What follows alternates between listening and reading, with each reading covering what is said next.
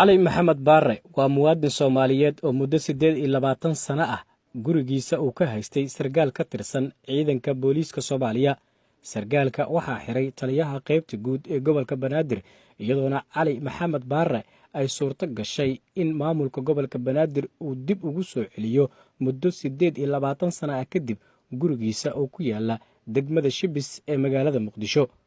gudoomiyaha gobolka Banaadir ahna duqa caasimadda Muqdisho injineer Cabdiraxmaan Cumar Cismaan Yariisow ayaa furaha guriga ku wareejiyay muwaadin cali maxamed baare oo guriga nasiib wanaag 28 sano kadib dib u helay. gudoomiyaha gobolka Banaadir injineer Yariisow ayaa ku dhawaaqay in aysan jiri doonin muwaadin Soomaaliyeed oo caasimadda hantidiisa xilligan sharci darro ah loogu haysan karo, wuxuuna ka dhawaajiyay gudoomiyaha gobolka Banaadir in bulshada ay cadaalad ugu adeegayaan. mudane cali maxamed baare muwaadin Soomaaliyeed inaan ku wareejinayno gurigiisii xaq u lahaa oo si sharci darro ah si xoog ah looga deganaa. cidda uga deganeedna haddana nasiib darro inay ahayd laba xidigle ka tirsan booliiska Soomaaliyeed oo muddo 28 sano ah xoogna ku haystay awaamirtii iyo inuu ka baxana ka dhaga adeegay. waxaase aad ugu faraxsanahay taliyaha qaybta guud ee booliiska Soomaaliyeed ee gobolka Banaadir inuu nala qaatay isla markaana askarigaas isaga maanta uu ku xiran yahay xarunta dambi baarista, isla markaana aan u gudbin doono maxkamadda.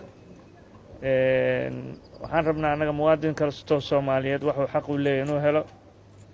cid allaale ciddii guri aysan lahayn deganeenna horaan ugu celcelinay, maalinay noqoto waa lagu imaanaa, maxkamad iyo sharcigana waa lagula tiigsanaa. cadaaladdu waa wax ugu muhiimsan.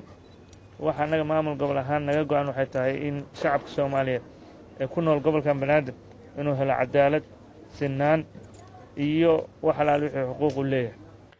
ugu dambeyntiina cali maxamed baare oo gacantiisa gudoomiyaha gobolka Banaadir furaha guriga ugu wareegay ayaa u mahadceliyay maamulka gobolka Banaadir. ilaa khayraadka si maartay sheegay duqmiyada iyo martay gudoomiyaha inta marka si fiican waxay la soo maartay gacan ka ونموني أزمات كرهنا والله شديد ما لعب إنها تابعة هاي شكلها لا أشياء وفراس ما أنت ما تنقح أنت إيه زوجي شيء ولك إلى ما الأجر تنكسي إن شاء الله تعالى خير ما كسر إن شاء الله ما تكرم هذا علي محمد بارالي يعني علي محمد waxaan ka cudur daaranaynaa dhibkii ku soo gaaray maada mudneen marka shaqsigii dhibkaas geystayna waxaan ku ballan qaadaynaa cadaalad la tiigsan doono. aad iyo aad u mahadsantahay.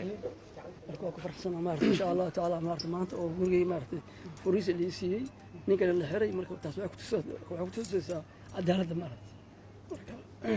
Cabdi Casiis Ibrahim Axmed Ookay TV Universal magaalada Muqdisho.